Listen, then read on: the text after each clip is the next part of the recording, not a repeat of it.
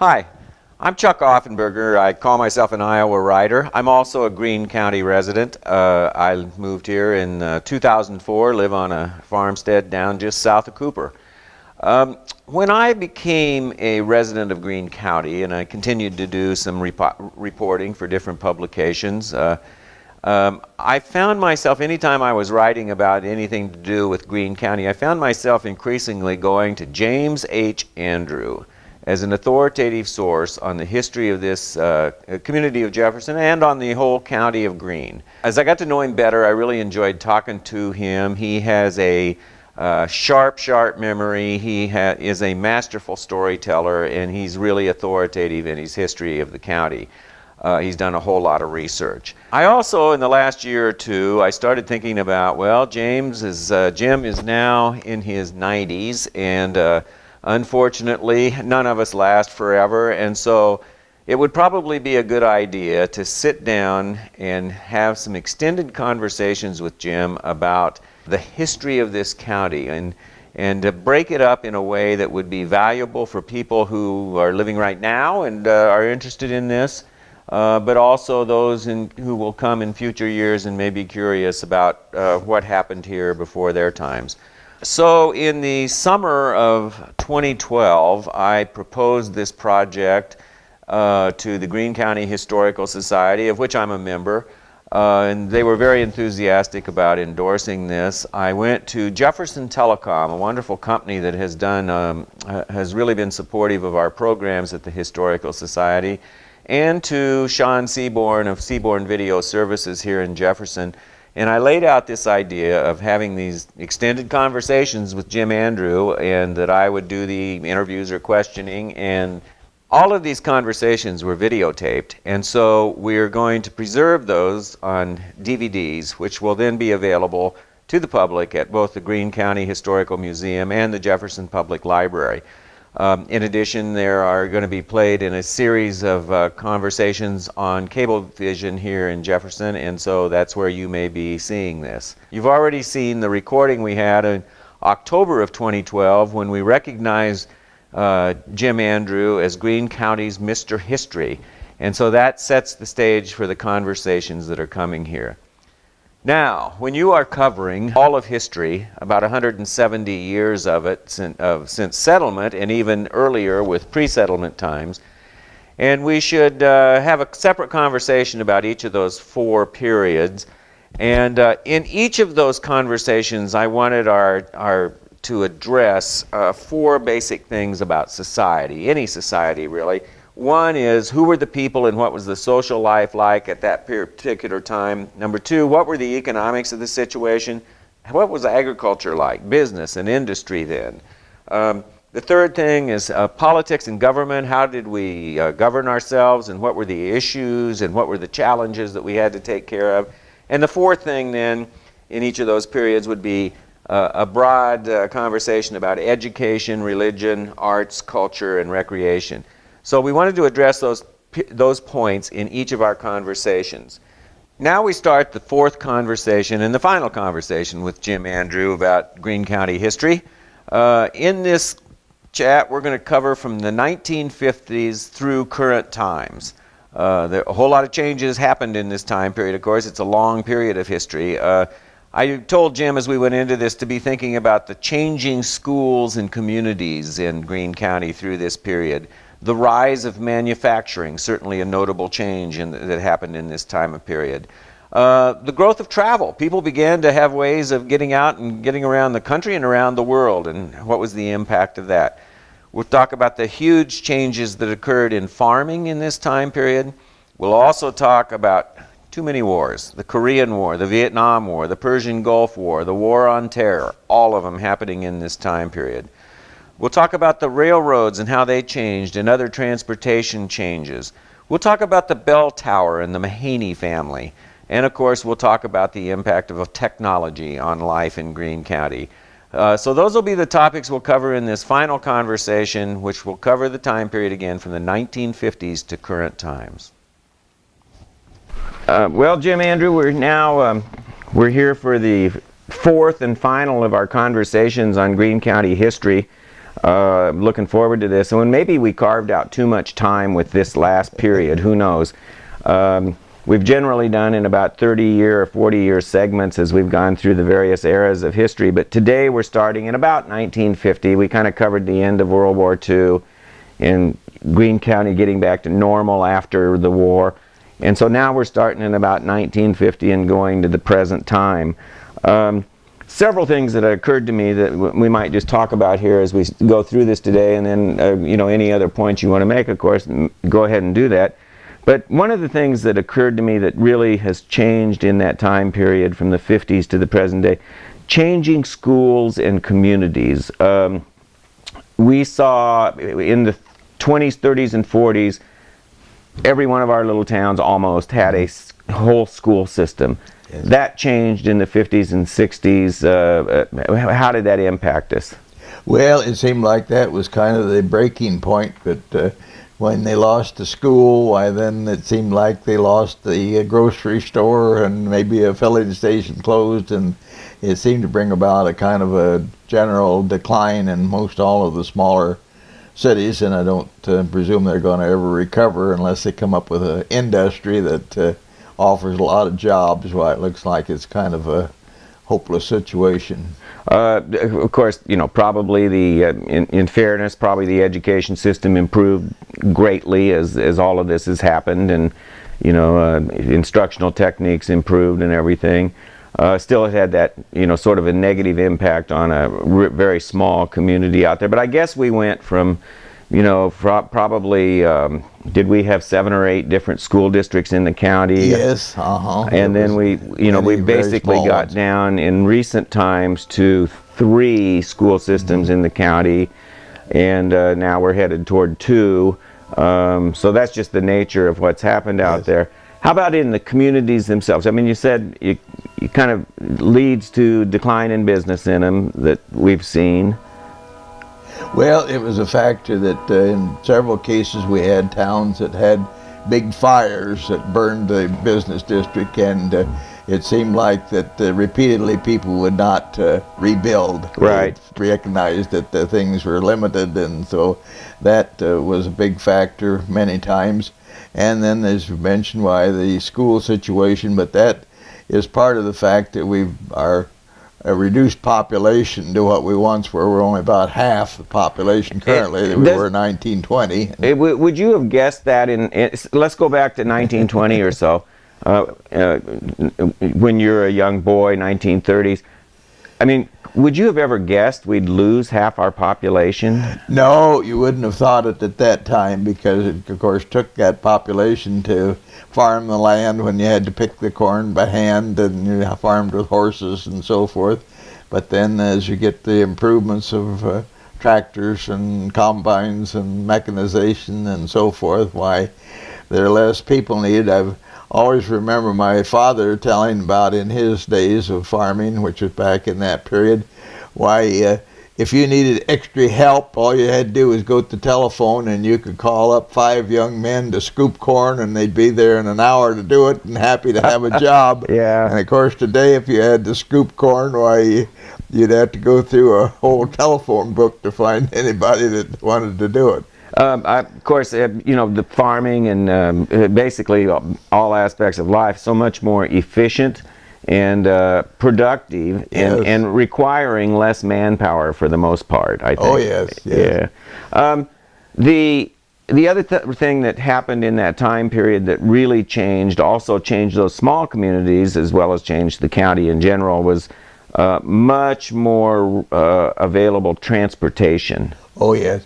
That was a big factor. You can think of all the country churches that we had at one time, and they were well patronized. But then when cars came along and it was so easy to get to town and so forth, why that started immediately to eliminate country churches. So particularly in the 1920s, as the cars improved, why the churches and that type of thing lost their attendance, and so it's a big factor in that respect.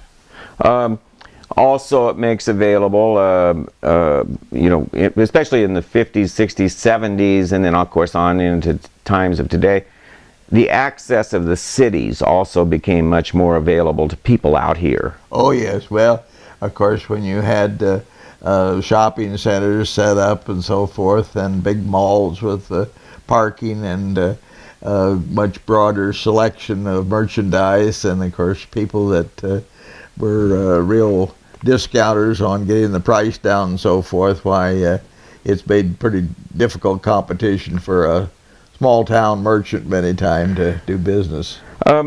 Maybe since we're talking about transportation right here, maybe we should go on and talk about this point. It's impacted your life, I know. From the 1950s on here, people began to travel in ways that would have been unimaginable into previous generations. And I'm talking about traveling the nation. Yes. And traveling the world, Yes. actually. How have you seen that change us? Well, it was quite a situation back in about the 1970s, why there were several farm magazines, such as the Farm Journal and so forth, that set up their own tour departments. And of course they organized trips to go to Europe and Australia and so forth. And one of the interesting facets was that these tours were generally directed towards the farming communities in those countries. And so my wife and I probably went on 10 or 12 of that type of trip, and enjoyed every one and learned a lot, met a lot of nice people. But one of the interesting things was, we'll say you were in Germany, why you'd spend a couple of days there, and you'd have a meal in several German homes. And as part of the meal, why the men would get to tour the machine shed and look at the machinery and the barn and the livestock. And the women would get to go through the house and see how the furnishings and appliances were that were in a typical German home. And it was a nice experience, and of course quite a broadening situation, because we not only got to see the highlights of the country, but we also got to see the countryside and the real people and how they made a living and so on. It's fantastic. Another big change that happened in this time period is, I think, we had a real rise or expansion, at least, of manufacturing. That became a real staple of larger towns like Jefferson, for example. Tell me a little bit about that. How did you see that developing? Well, in Jefferson, I suppose one of the main situations in manufacturing that should be mentioned would be the Therma company. We had a man here by the name of Percy Gray, and he owned the utility company in Jefferson, had his own Yes, we generator. talked about him in an earlier segment, I think, but go ahead and tell me about his idea on the... Well, he set up a electrical utility here and street lights and that sort of thing, and then he cultivated the ladies by loaning them irons on Tuesday mornings and cranking up his generating plant a little extra on Tuesdays, so they had the additional electricity that women could iron with an electric iron. Well, of course, that went over real big, and he sold irons, and then, of course, built his business as a result. But his big deal was that he invented an electric water heater, and he was very successful at this and turned out a tremendous product. It was extra heavy and galvanized, and he made all of the parts, the thermostat and the heater and all the things, he made them in his own plant, and everything was well made, extra strength and so forth. And the result was the water heaters were so good they never needed to be replaced. They last maybe up 50, 60 years. And of course he got along real well for the first 17 years when his patent was protected. But when the 17 years ran out, General Electric and some of the other firms copped on to his patent, and they turned out a product which would last 10 years. Oh, wow. But sold much cheaper. And of course they had the organization and the advertising to just promote this all over the country. And so eventually, his superior product just eventually ran out because competition was so much cheaper. And this was Percy Gray, and what was it called, his product? Therma. Therma. I've heard about this. Where was his plant? Well, it was down where Jack's Auto was originally. You know, it's moved a little bit further south here due to that. It was at the south end of the bridge that's been constructed. Yeah, in over that there. area there, Yeah. near the new viaduct. Was it on the west side of the highway there? And to start out with, why this Therma Gray company building was the Zeller seed corn factory that we've talked about yes, earlier. that had been used earlier. Yes, sure. and when Zeller went out of business, why Therma Gray took over and used that building, which was a large, big building, worked out real well. So he employed about 40 people, and of course it was a big, substantial business. oh sure. yes, it just ran on and on And on. did they sell those all over the nation, or? Well, they had pretty good distribution. Now, you had to get a hold generally of utility companies that would promote the use of them. I think they had a real big outlet maybe in Ohio, and of course they were strong here, but you know, some utility that would have half a state or something would have a lot of need for it. Let's talk about a couple other manufacturers that we've seen here over time. The very familiar to people today, American Athletic, which is associated with Spalding. Tell us about how you watched that start, and what time period did it really happen? Interesting. It would have been in the period after World War II, and a couple of young fellows, Tom Sela and Bill Sorenson, who were brother-in-laws, started manufacturing trampolines in the basement of their father, Sela's hardware store. And like on the square or something? Yes, yeah. It was up there where the Muir embroidery situation is now, yeah.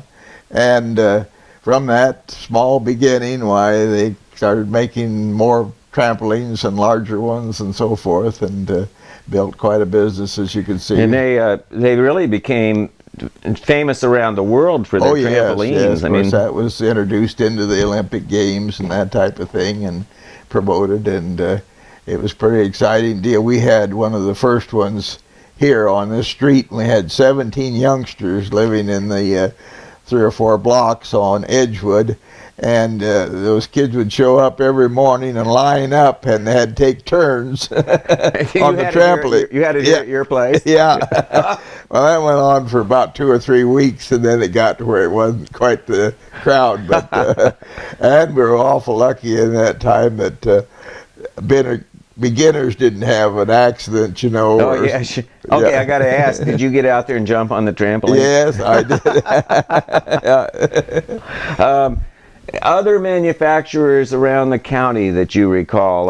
Well, let me mention one that I think is kind of unusual and was really a remarkable thing in this time, and that was the Empire Diamond Company. And this was a mail order deal that started up here, and it was promoted with ads that were in pulp magazines, particularly in the southeastern states, and it promoted a diamond engagement ring, so-called diamond, for $1.99, and a combination deal of an engagement ring and a wedding band for $2.99. And $2.99. Right, right. And by gosh, you just wouldn't believe what business they did. Now, they took over 5 storefronts in Jefferson for ladies to work on processing these orders, and at the high point, they were getting about 1,500 orders per day for these rings. And you can imagine the amount of traffic it caused at the post office. The Jefferson post office was kind of limited as far as its capacity and business. And by gosh, that was enough to make the whole nation recognize it was one of the biggest shipping points in the country, I guess. When was this? Well, it would have started about 1935, and it was going good. In 1938, I was working at a bank at that time as a youngster, going to school and worked for the bank on after hours and on Saturdays. And I can recall they would come in with a sheaf of money orders, probably 3 inches deep. that was the only payment that they would take, would be postal money Wow. order from these people. And of course, here you'd go in there and start running a adding machine tape on these, and they'd be $1.99, $1.99, $1.99, and maybe once every 10th one might be $2.99. But if you got halfway through there and somebody interrupted you with a question or a telephone call or something, and you lost your place, and you can imagine you had to partner start all over again because he couldn't find it. How long did that company last? Yeah. Well, it was in business until after World War II. However, it had an interesting situation in that they've been quite successful with this diamond thing. Of course, eventually, why you use up the market, so to speak. I mean, everybody gets an Empire Diamond set, and that's it. But they did a lot of business in the Southeast, particularly the states of Alabama, Mississippi, and Carolinas, and so forth. And anyway, the management of it decided that was kind of small time, and hit on the idea that they would go in the dress business. And they went into New York to the garment district and negotiated with them, and were told repeatedly, no, it just didn't going to work, didn't do good, but they were insistent that they would try. So anyway, they started having dresses made, of course, in bulk quantities, and came up with a startling figure of, I don't know, $12.50, I guess, for a dress of some description and so on. And of course, that was featured in the ad, and maybe they had the dress in several different patterns, and then of course you had to have the sizes that would be involved and so forth. And they started off with a big advertising scheme, because advertising had worked, you know, for them before. And of course had all this in all these magazines and so forth. Well, man, when they started out, why, man, the old orders just came flying in, you know, and they thought, man, we've got a gold mine here. Well, it was kind of interesting, you see, because the first 3 weeks after the first ad came out, man, just getting new orders. But they had made a money-back guarantee. And at the 3-week point, people that were the first purchasers decided they didn't like the dress because of the color, or it wasn't the right size for them, or something or other, and they started returning them. And when those dresses would come back, many times they'd be stained, and in other cases, why, women were a little larger than the size that they'd ordered, and they'd ripped out maybe some of the inseams and so forth in it. So the dresses that they got back, you see, were not good anymore, and of course they had to make that cash refund. And by gosh, it ended up, it bankrupted the company. Well, were these local people that had started this? Yes. And then I take it that the $1.99 diamond ring and engagement ring or whatever was not really a diamond. Oh, no. Was it a rock from somewhere out? I suppose Greene it was County, some piece of glass that was extra well polished. I guess. Were they making those here somewhere? No, they had somebody somewhere make them. Now, I don't know where. But then they must have been able to buy them awful cheap in quantity, because to do what they did. We have seen some remarkable other manufacturers develop around the county, and I think here today we have kind of an unusual situation here in 2012. We have about 6 manufacturers around. American Athletic we'd count as one of those, that really developed here. I mean, they really started here, and I think of like Power Lift, Scranton Manufacturing, Bauer Built, some remarkable companies that have developed here. How does that strike you to see this kind of a manufacturing environment here? Of course, I guess they're pretty good jobs for us here. Well, I think it's a wonderful opportunity, and it's one thing that when we lose them, why, it certainly affects the community. It's been interesting to see that. I recall in the case of Scranton Manufacturing, for example, that was a outfit that started out where a farmer had semis, and it was a big cattle feeder, and he would take a load of cattle to Chicago, and that really hurt him to have to drive back empty. For sure. So he got the idea that I'll make a farm gate company, and I'll take cattle into Chicago, leave them off at the stockyards. Then I'll hop over to Gary, Indiana, to the steel mills, and I'll pick up a load of tubing and so forth and bring it back to Scranton and have it welded up into farm gates that people can use in the rural communities. And so he got off to a good start that way, you see. And of course, along the line, we later had a fellow in Jefferson that had a garbage business, and he was having difficulty getting a hold of dumpsters that he could dump into his garbage truck, you see, for the larger businesses. And so he went over and prevailed on them to get sheet steel at Gary, Indiana, and bring it back and start welding up dumpsters, small ones, and make them. And then that grew into the garbage truck business and so forth. So you can see from... And now recycling trucks. I mean, it's an amazing growth. Well, you know, I guess there's somewhat of a consistent point in the stories of a lot of these manufacturers here, that they all kind of came out of, many of them came from agricultural innovations that people saw and started building on those. And I suppose the classic example of that would be the, Scranton Manufacturing is a pretty good one too, but maybe Bauer Build. What have you observed about that company as it's grown up? Well, this is up at Peyton. Yeah.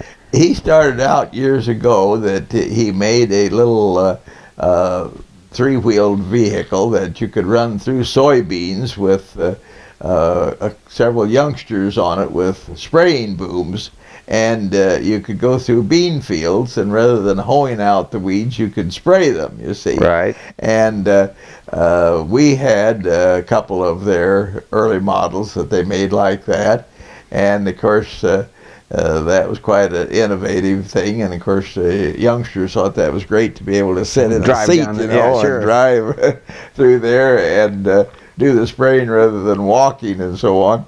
So it was a popular thing, and of course the spraying now of beans has become an accustomed practice for everyone.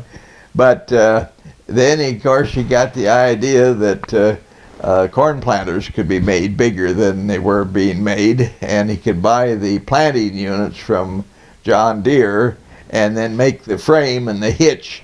Particularly, he had some real good innovative ideas which he patented on how this could fold up for transport down the road and be narrow enough to be usable then, and then extended in the field and perhaps planting 12 rows or 16 rows and so forth. And of course now we've got them, I guess, up to 48 rows or more. It boggles my mind to see those. Those are just amazing. How does that? You're an old farmer yourself. How does it? Just the idea of it. How does that strike you that we have a 48-row corn planter? Well, I tell you, I'm not too enthused about it in our own situation, in that we've got too many small fields. Yeah. That is really a handicap to try to plant a small field. You get the idea. Now, if you were in Australia or somewhere, maybe South America, you know, where they're opening up vast areas of land, and probably there aren't the road system or anything, maybe have several thousand acres in one piece, why, of course, you could just use a 48 row and then go. Yeah. But it does seem that they are good here on large fields, but unfortunately, if you're along where there's a railroad track or a river or a creek or something, and it's an irregular field, why it's quite a handicap. Well, let's talk about. We've kind of moved over into this a little bit here. Farming. In this time period from the 50s, 1950 to present day, unbelievable changes in farming. I mean, things that, you know, we were talking just a little bit ago about tractors that are, you know, that drive themselves. I mean, this is just unbelievable technology happening. What have those huge changes been? Now, I know in this time period, we're talking about the real expansion of soybean production, right? Yes. In this time period generally. And then what other changes in cropping like that have we seen? Well, oats have been practically eliminated as a crop here. Of course, oats were originally a horse food. Sure. And when you got rid of the horses, why, you didn't really need the oats anymore. And so that's been eliminated. And of course, hay was grown because of horses to quite a degree. And so we've gotten rid of hay, and of course many times hay was grown as a legume crop which put nitrogen in the ground, and of course now we can buy artificial nitrogen and put it on.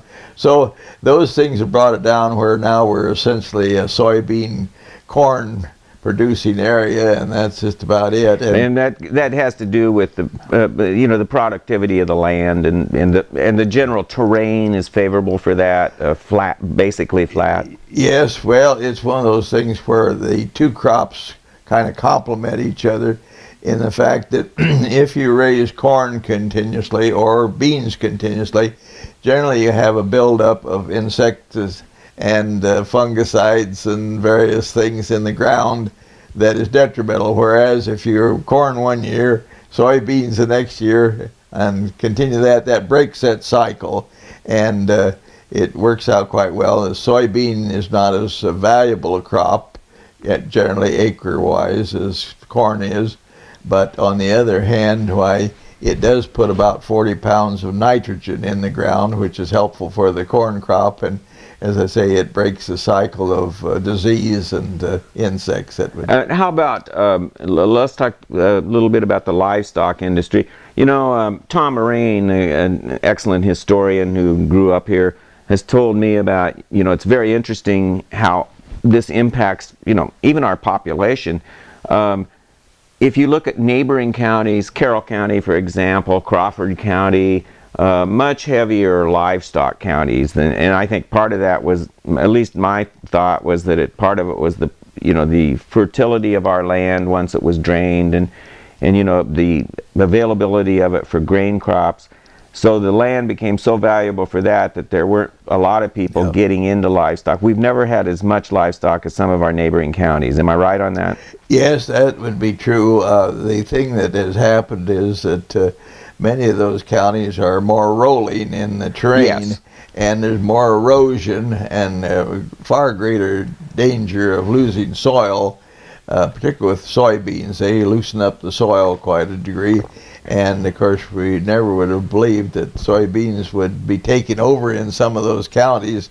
And I fear when I drive through them and see some of the slopes that they're operating on that 20 years of that's going to be pretty bad on the loss of soil and that type of thing. So some of those areas, however, have made somewhat of a comeback by putting in terraces and preventing some of that.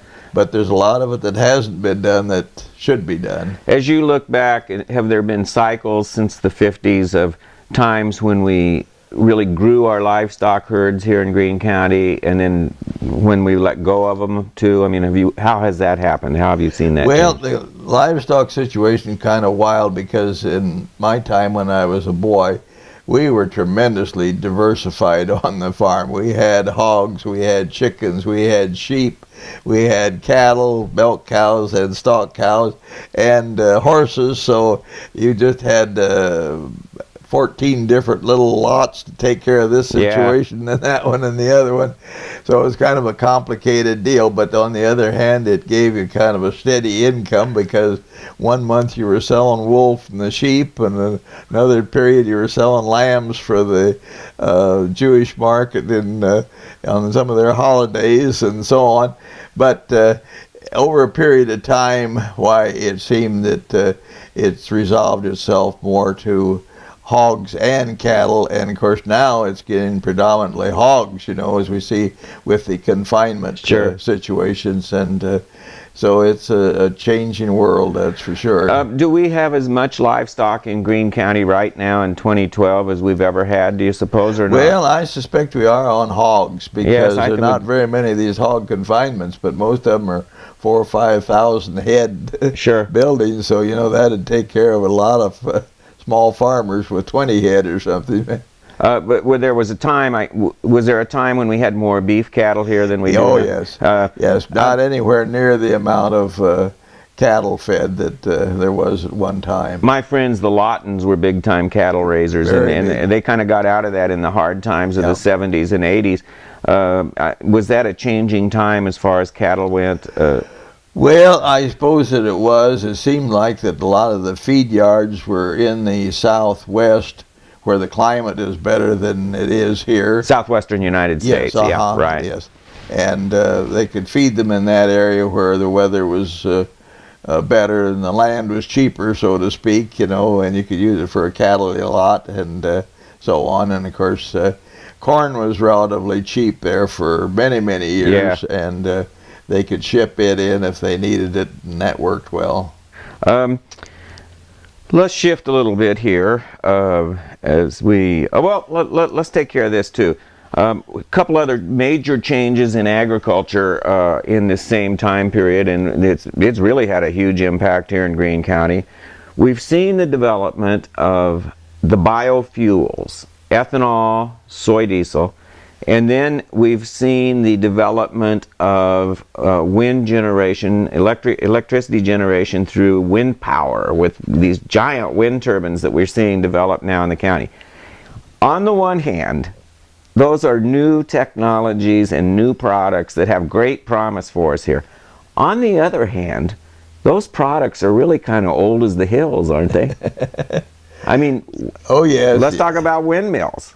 Well, of course, the wind charging deal was invented and promoted way back in the 1930s. There were deals where you could have batteries in the basement and you had a wind charger out in the front yard, and of course didn't have the capacity to do what the ones we see but there were a lot of people that did go for them, and but it has some limitations. There are days that there isn't enough wind, and a problem of that nature, and I think the capacity of them was pretty limited because people maybe ran lights and a radio, and that was about the limit of what they chose to try to take care of that way. And that kind of electrical operation kind of went away when more electricity became available and readily available to people.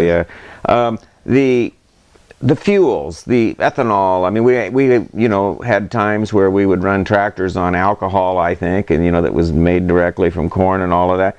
But this is amazing to see refineries right around us. I mean, I guess if you go back far enough, why Henry Ford invented his Model T to operate on alcohol, and I recall that in Jefferson there was one station that in the Depression years was getting alcohol from a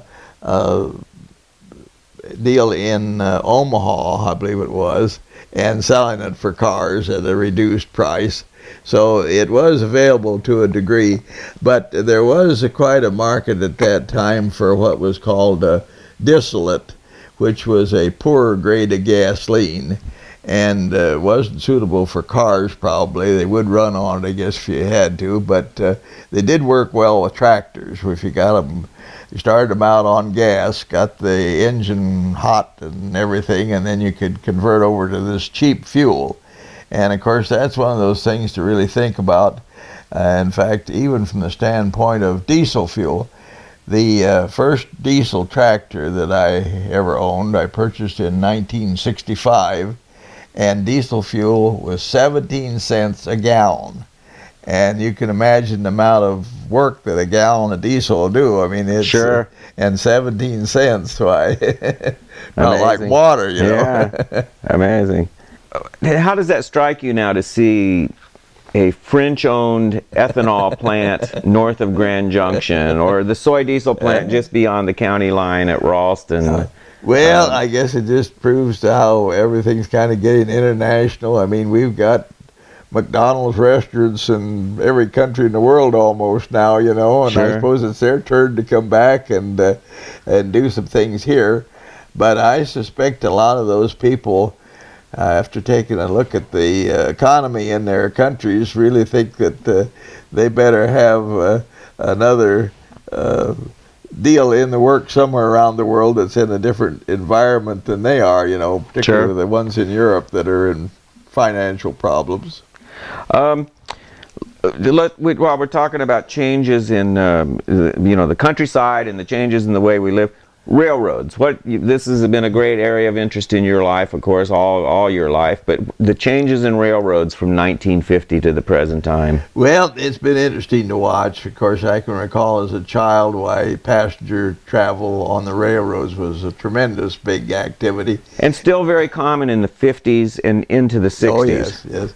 Yeah, when air traffic got to be reliable and reasonable, why then you had quite a loss. But back in the early days, why, of course, one of the big things we did for entertainment was particularly to go down and park in the evening at the Northwestern Depot here in Jefferson, and there'd be a series of these fancy trains from the West Coast, the city of Los Angeles and the city of San Francisco and so forth, would come through, and of course they would make a stop at the depot there. And if you parked in the right location, you could be right adjacent to where the dining car would sit. So you could see these fancy people in the dining car with the colored waiters and so forth. And they were probably movie stars from California and so forth. You could imagine all sorts of things, you know. But that was entertainment to see what was going on.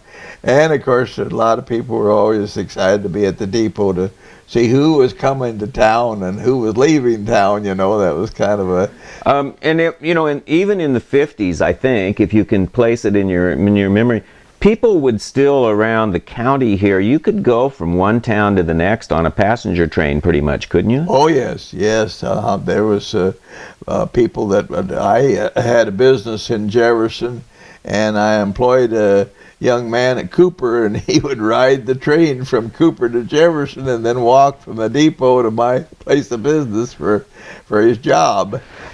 When the railroads then, when the passenger service started to drop off, of course freight business stayed substantial, but railroads looked pretty wobbly for a time. Would you have imagined they would have come back as strong as they are now?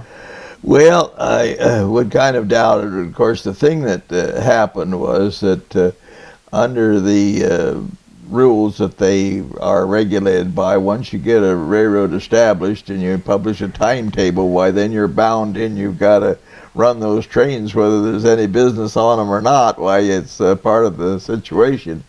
And of course, when cars came in, people started using them. Bus service was improved. Airplanes came in, and that took care of a lot of things. And trucks for freight. Oh yes, took care of the freight semis and so forth. Why, the railroads just had a terrible burden to maintain all these schedules that they had committed themselves to, and they didn't have any business to pay for it, so to speak.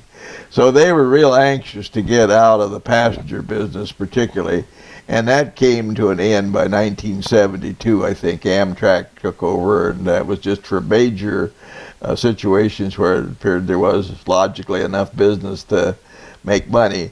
But all of the small town stuff stopped, and of course the situation was kind of expedited by the railroads in the fact that many lines towards the end, they gave you crummy service. Oh, yeah. I guess the conductors and so forth that used to be so congenial and accommodating, they got to where they were pretty brusque about everything and so on. So it was one of those things that in the end, they tore down depots just as quick as they almost got out of the business on the deal that they didn't ever want to get back, and that would be a good excuse for not getting back in the passenger business because they didn't have depots to accommodate people anymore. Would you have foreseen the day, I mean, let's go back to say 1950, 1960, or even into the 70s when they sort of go into decline a little bit. Would you have foreseen the time now where we have roughly 75 trains a day going through Jefferson, and then we may be going up to 150 trains a day? Does that? Well, no, I wouldn't have thought that would have happened. However, the thing that was real bad for the railroads. They were forced to stay in business, and of course they were so many of them at that time that were competitive against each other. And so it was real bad in the fact that even the bankruptcy courts and everybody, they drug their feet on to making any decisions, and the railroad just bled to death. I mean, they went on and on and on and on and couldn't get any relief. And then, of course, like everything, when the dam broke, why, maybe it was a little too far the other way, but it was one of those situations that when, in the end, for example, the Milwaukee went out of business, which had a line across Iowa right south of us here. Well, that business had to be taken care of somebody, and so the survivor, the Chicago Northwestern here, got the business that the Milwaukee used to have, got the business the Rock Island used to have, and got the business the Burlington used to have, and so forth. So it made it a survivor, and as you can see, we never visualized that you could have trains that were 100 cars or 150 cars long and so forth, and the power units to pull them and that type of thing, but then the situation has worked out for them, so it's part of progress, I guess. It still strikes me as odd to see Union Pacific trains going across Iowa because you just didn't see them east of Council Bluffs previously, I mean, until Union Pacific took over. Well, you see, there was a long time association between the Chicago Northwestern and the Union Pacific. And when the original Transcontinental Railroad was built, why, of course, the Chicago Northwestern tracks from Omaha to Chicago were used. Right. And, of course, it apparently was a good deal for many years. And then there came a period, and this would be approximately 1956, I would guess, 55, where there was a breakdown between the two, and the Union Pacific pulled these 5 big city trains that I've mentioned to you, and as well as freight trains and so forth off, and did the business with the Milwaukee. And the Milwaukee line, of course, went through Perry and so forth, so it had a sudden burst of activity of all this traffic. But they were just a single track line, and of course the one here was double track, so it made it complete, a little more complex. And that didn't last too long. I suppose maybe about 5 years or such a matter. And then the Union Pacific came back to the Northwestern, and at the same time, while the Union Pacific had been buying Chicago Northwestern stock, and eventually they were accumulating more and more stock, and they were getting a greater voting privilege. And of course, we see it today where they own the track now. You collected and gathered all of this information over a lifetime about railroads and became fascinated with them. And today, you've endowed and donated to help make a fantastic railroad museum over in our neighboring town of Boone, where they've got such a railroad presence over there. It's a wonderful thing over there. It's the James H. Andrew Railroad Museum and History Center. Tell me a little bit about that. What do you think about that facility now that it's up and operating? Well, I'm real thrilled about it because I'm getting all sorts of feedback from people, and one of the big things, Chuck, is the fact that it's such a wonderful entertainment for grandparents and grandchildren, because they can go through there, and kids are generally fascinated with trains, and grandparents have got some good stories to tell about how they rode the rails here to there and so forth. And so it's an ideal combination for them to go in there, and both generations enjoy themselves. And I'm getting a lot of feedback from people that, boy, just had a good time with their grandchildren, and being able to tell them about this, that, the other. And of course, an awful lot of people were associated with the railroads. I mean, railroads in their heyday employed about 1 out of every 20 employed people in the United States. 5% of the population in some way, shape, or form are related to the railroads. So, well, it's quite a legacy to live. Do you go over there and meander around the place yourself? I haven't been over there too much. I have to get in a wheelchair to get around because there's too much standing and walking. And I haven't taken it in as well as I want to, but I'm kind of waiting for them to get it more completed. It's going to take probably all of this winter to maybe get to the bottom of the things that I've given them and get it properly displayed and labeled and so on. Well, we can't wait to see it until it's all finished. Couple other things I want to cover. We think of the Great Wars, the World War I, the World War II. Actually, from 1950 till the present day, we have been through a lot of wars. I mean, we've had the Korean War, the Vietnam War, the Persian Gulf War, the War on Terror, which seems now to be continuous and going on today. How does that strike you? You're a veteran yourself. How does that strike you to see those just repeatedly like that in almost 20-year cycles, I guess? I mean...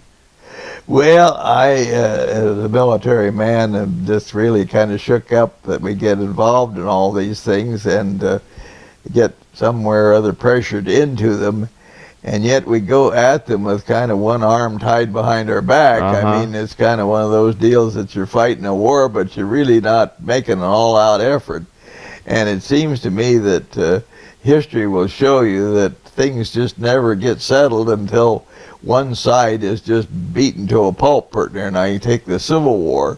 My golly, just look how that drug on for 4 years and thousands of people killed and so forth.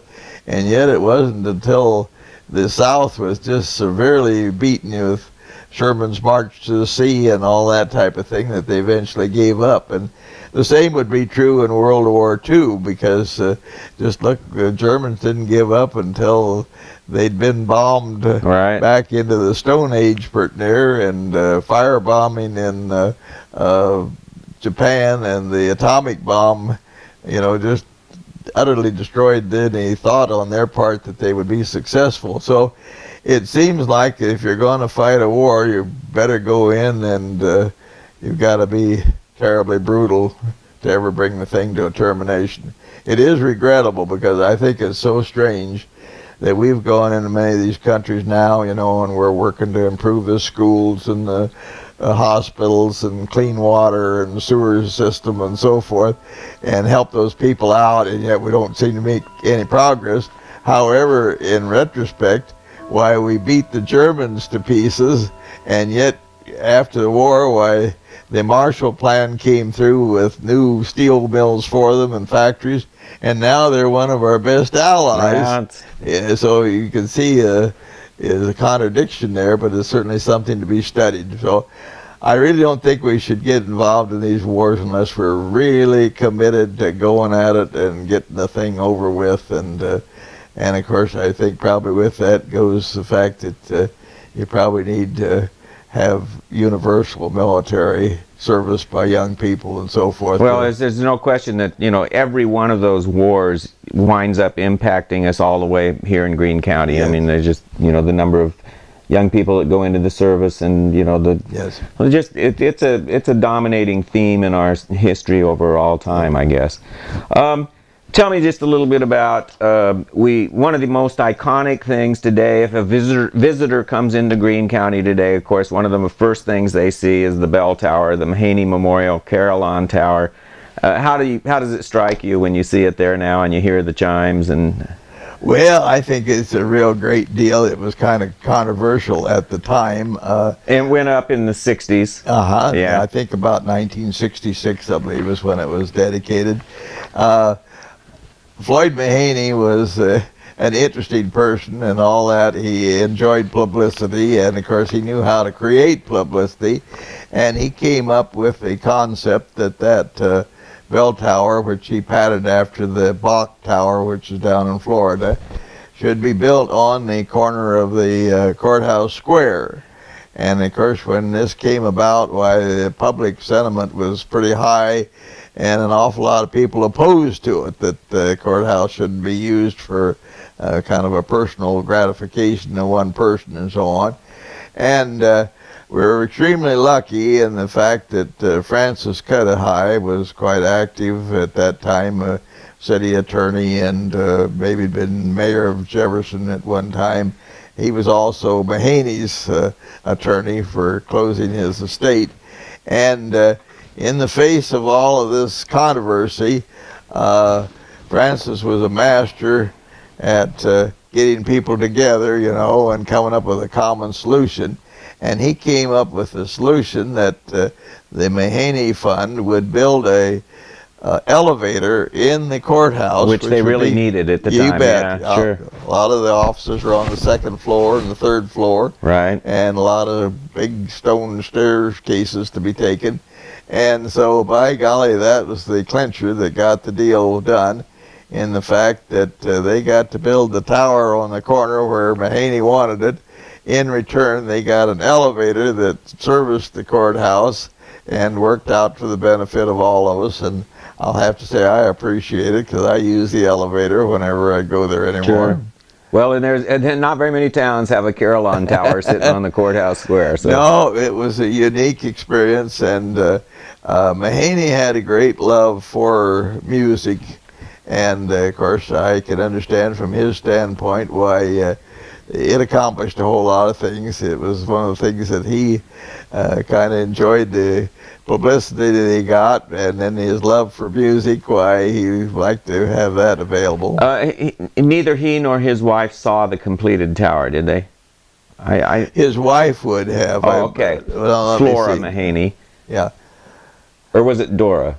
Yes, it was Dora. Dora Mahaney, excuse me. Well, I think that might be true. Yeah, that didn't come into action until her death. Yeah, I believe that would be right. Okay, we're going to move on here to a couple points. One, are you a computer person? No, I'm computer illiterate. Right? But what do you think of the way computers have impacted our society? Oh, I think it's terrific as far as that goes, but I think from a national standpoint, I think the hackers and so forth are going to get in here and just raise old Ned with all of these systems that we've set up to control the electricity and railroad traffic and who knows what, you know. So some things to be wary of, for sure. Yeah, well, I think we're just getting too dependent on it, and we just don't realize what would happen if somebody was able to do some nasty things with the computer system.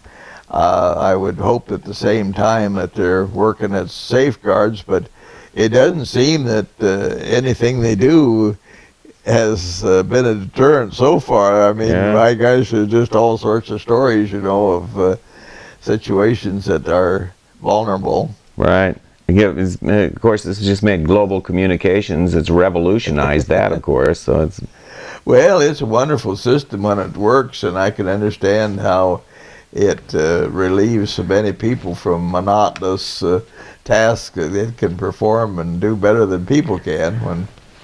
Jim, we're going to close out our discussion here. A couple of points I just wanted to ask you, and you know, I kind of surprised you with these today when we were getting ready to turn on the cameras here today. But one was, I just asked you, you know, after all the history we've talked about, and we've covered really from prehistoric times, but especially from about 1840s or 1850s up to the present time. But let's just take that from settlement times of 1840s, 1850s to the present day. Was there any one most important moment or event or change that happened in Greene County that you would say now, looking back, was the most important or the biggest impact, had the biggest impact on this county of anything? Well, I would say in my lifetime that the thing that I have observed that probably was the biggest change was the rural electrification system. This was started here and promoted in Greene County. My father was quite active in it, and he made years and years of work before they finally got the thing on the rolling. But the first lines to country people were electrified in 1938. And of course, it was a terrific improvement to anybody on the farm. Sure. I mean, here were farm people, and I particularly think of the farm wives, because you just have to think of all the appliances that we have in a home. And suddenly when you got electricity, you could have an electric clock, you could have a record player, you could have a radio, eventually you could have a TV rather, and on with washing machines and clothes dryers And computers and, today. yeah, I know. and of course electric stove and a water system. That's a big thing. Just think Sure. of bringing the bathroom into the house and so forth. And so I think really of all the things that not only made farm life equal to city life in all of the improvements that you could enjoy, it made the job so much easier for farm women. Imagine the labor that they had to put up with when they were cooking with a wood-burning stove. And you said, I think you told me that the rollout of electricity to the rural areas started in 1938, but then got interrupted by World War II, and then it took some time to really complete it. Yeah, it took an organizing period, of course, to get this set up, because one of the basic rules was at the start you had to have 2 paying customers per mile of line of electricity that you set up. And of course, in certain communities, if you had a strong owner-operator situation where people owned their farm, you know, they were really keen on getting electricity and making life better for the wife and the children.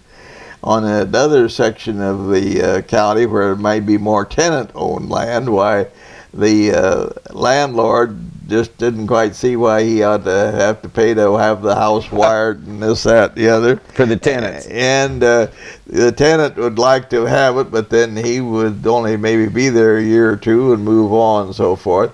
So it was a problem. So it was interrupted by World War II, and then resumed after the war. It took a little while to get rolling again, and I suppose it was pretty well completed about 1950. And of course, as I say, this is a extended period of time, but maybe that was a good thing, because if everybody got it at the same time, I don't know how they'd ever kept up with the demand for appliances and this, that, and the other. But when one line was ready, and then 6 months later another one was ready, well, it kind of passed that business around. And of course, following World War II, of course, people hadn't been able to buy anything much, and they generally had some pretty good savings, particularly in war bonds and that type of thing. And of course, here along came all these nice improvements for the farm, and they had the funds to do it, and of course made a wonderful situation, and it was great for the appliance dealers in the small town. It makes sense why that was such a boom time for local business and all over everywhere. Terrific. Yeah, that's amazing. Well, the other big point I'm interested in hearing you out on, we've had such major changes in Greene County over our 160, 70 years of existence here. Let's talk about the future. How do you imagine, from your perspective here, and the changes you've seen, and I guess your knowledge of how quickly things can change and how dramatically they can change, what do you imagine the future is going to be here? Well, it's just hard to believe what might come about. I mean, you hear stories now where they're making situations in dairies where there's automated equipment that will put the milking machine on the cow and take care of milking her and so forth. And of course, we hear of the new devices that tractors can be remotely controlled, and you can sit in the house and the tractor's out there staying on the row and doing the job. And it's really kind of hard to believe, because I always think of all of the farm accidents that I can think of hitting a big rock and that type of thing, you know, and you wonder how in the world they could come up with a machine that would take care of situations that would be entirely unsuspected. But it does look like that there'll be a lot of things of that nature tried, and I suppose some of them will prove to really work out and be perfected, and others may not quite do the job. They may be too expensive to do in face of what you could do under the old method, but it all is one of those things that time will tell, and I think generally the profit margin is the thing that makes these things work. People don't adopt a situation unless it proves to be profitable in the long run. Would you anticipate population change? In your life, we've seen the huge change in population, decrease in population. Can you see in the future? I mean, it's such a wonderful place to live. Yeah. I mean, it just really is a great place to live. Can you see the population returning? Well, I am afraid that the population may not do too well, because it is a shame, because I think one of the poorest things that happens is the fact that we're able to send our kids to college and they get educated, and then there isn't an opportunity here for them to use that education, and they are inclined to move to the cities, and so forth. And so there's that factor. But I am kind of encouraged by one thing that I've observed, and that is the increasing interest in people doing the type of thing that you have done in selecting a farm site for your home. And I notice all the little places, that little nooks and crannies along the Raccoon River, that people are building fine country homes, and enjoying the rural atmosphere and nature and that type of thing. Well, life gets moving so fast in the urban environments and cities around the country. This really does become really appealing. It's a great place to live. Well, that, and as was said with electricity, why you can do all the things that the people could do in town, and maybe a few extra they can't. One more thing. Those of us, you've been a great historian. I mean, I don't know where we'd be with our Greene County stories of what's happened here in our actual documented history without you. I mean, you've done a tremendous job on that. What's the message to us that you are leaving here, and what do we need to do in the future for preserving this history? Well, I think we should really make a big thing out of history, because the overall thing is the fact that we've got to get the young people where they respect and appreciate the efforts that past generations made to improve their lives. I mean, how hard people worked to build churches and schools and roads and so forth, and electrify the farms, and build better roads, and improve the schools and so forth. And people just really need to take a hard look at that, and realize it just didn't automatically happen. It took a lot of effort from a lot of people. But it's not like it's hard work. It's not like it's boring. I mean, what do you think about, what would you tell the people about what you can learn about the great characters and the great stuff? Well, I've enjoyed it as a hobby, so to speak, because it's been kind of refreshing to engage as I have through the years in history, because I've learned an awful lot about people and learned a lot of respect for what they did, and the common sense decisions that were made that always seem to work out real well. And I think that people should just retain that atmosphere, that by gosh, we owe a debt for the past, for what has been accomplished. There's a lot of these things that are so hidden, for example, like our tile system that's made this productive land, and nobody can see it, so they don't know it's even there. And yet it's such a terrific improvement to the situation, and it was done by so many people with strong backs, that in this fall of 2012, as we've prepared a celebration of all of your contributions and donations that you've made to the Greene County Historical Society and to the study and preservation of history in general for this whole area, the Greene County Board of Supervisors just passed a resolution recognizing you as Greene County's Mr. History. Nice title. How's that strike you? Well, I'm very flattered. I had no idea that my efforts through the years would ever come to this. And as I say, it was one of those things that I have enjoyed it, putting in the historical markers, for example. And you kind of feel when you put something like that in, and the story is engraved in granite, it's going to be there for 500 years, right. So you're leaving a mark that's going to be around for a while.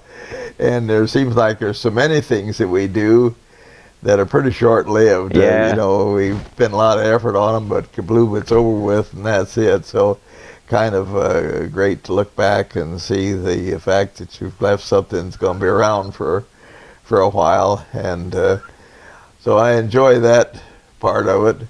And of course, our recent county history book that we published. Yeah. I am real thrilled about that, because that's something that should be done every 50 years, for example, and we'd went way over 100 years since one was published back in 1907, so it was overdue. Sure. Well, Jim Andrew, thank you very much. It's been fascinating having these conversations with you. I've learned a ton. I also want to thank, of course, my partner in all of this, Sean Seaborn from Seaborn Video Services. This has been a great product to have for people in the future here.